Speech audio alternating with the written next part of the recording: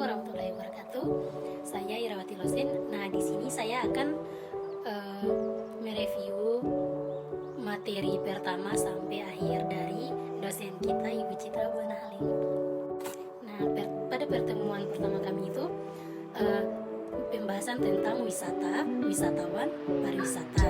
Nah, antropologi dan antropologi pariwisata semua memiliki perbedaan. Jadi yang pertama itu, apa itu pariwisata?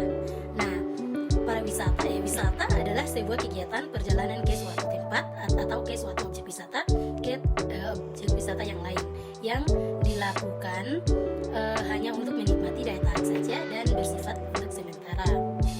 Terus yang kedua, apa itu wisatawan? Nah, wisatawan adalah seorang yang berwisata. Terus apa itu pariwisata? Sebuah kegiatan yang berkaitan dengan penyelenggara kegiatan pariwisata. Lebih ada perencanaan atau perjalanan gitu. Nah, terus yang keempat itu objek wisata. Objek wisata adalah tempat wisata atau tempat yang menurut kita itu ramai gitu. Terus antropologi pariwisata adalah hal yang memfokuskan bidangnya pada masalah sosial budaya yang terkait dengan kepariwisataan. Nah, terus materi pertemuan kedua itu adalah unsur-unsur industri pariwisata seperti wisatawan, objek wisata, tata boga, akomodasi, atraksi budaya dan lain-lain. Nah, terus yang kelima ada atraksi budaya dan lain-lain. Atraksi budaya dari daerah tersebut, misalnya dari Ternate ini kan bambu gila. Terus kemudian budaya-budaya akan sangat berdampak dengan pariwisata seperti budaya-budaya barat di Bali. Sudah dipengaruhi budaya barat seperti fashion, pola pikir, dan gaya hidup.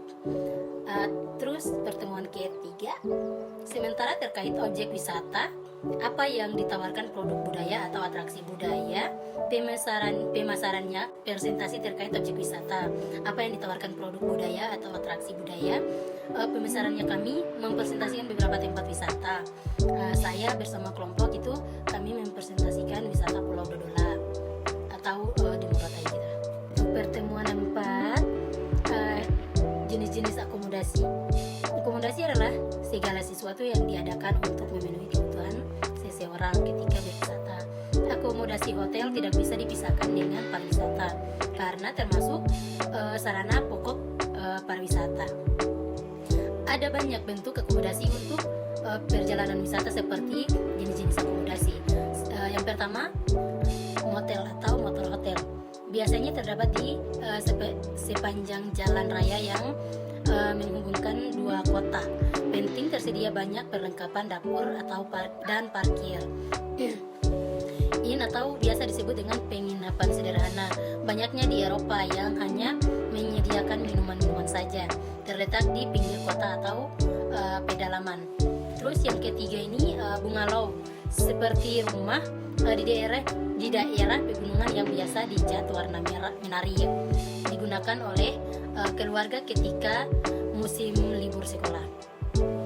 Yang keempat itu ryokan, akomodasi khas Jepang, fasilitas pelayanan untuk orang-orang Jepang gitu. Nah, terus yang kelima itu mes, tempat untuk instansi atau perusahaan bila ada keperluan atau intinya keperluan tentu atau liburan yang murah sekali. Terus yang keenam, homestay, rumah-rumah masyarakat untuk tinggal dalam jangka waktu pendek biasanya. Terus yang ketujuh, villa, tempat untuk berkumpul atau liburan keluarga seperti rumah.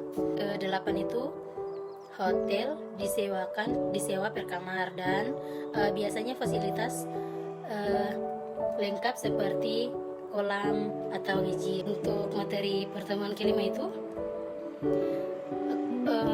membahas tentang akomodasi komersil dan komersial. Ini membahas tentang akomodasi komersil dan non-komersial, dan itu bentuk kelompok.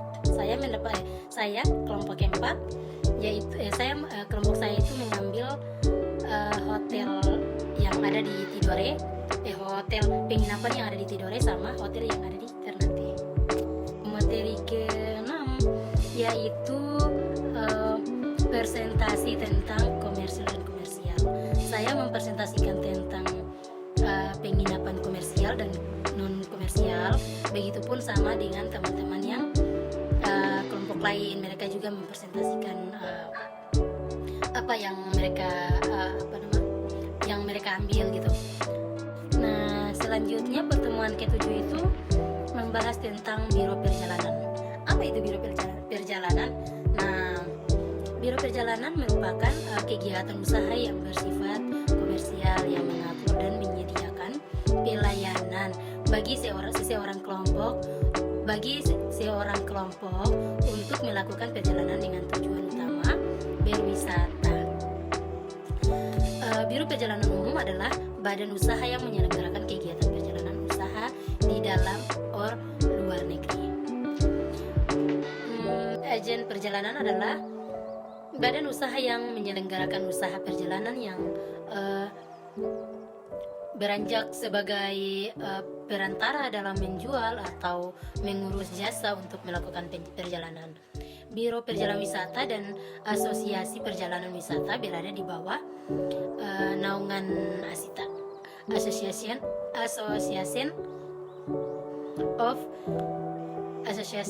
of the Indonesia Tours and Travel Agency.